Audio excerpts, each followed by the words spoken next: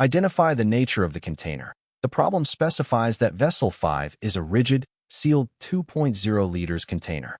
Because the vessel is sealed, it behaves as a closed system, which means no matter, atoms, can enter or escape the system.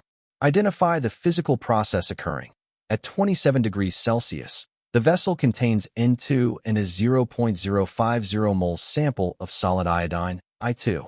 When the container is heated to 127 degrees Celsius, the solid iodine absorbs heat and undergoes a physical phase change, sublimation, vaporizing completely into gaseous iodine, I2. Apply the law of conservation of mass. This fundamental chemical principle states that in any closed system, mass is conserved because atoms are neither created nor destroyed during physical or chemical processes. Therefore, even though the iodine has transitioned from a solid to a gas, the total number of nitrogen and iodine atoms inside the sealed vessel remains completely constant. Determine the mass comparison.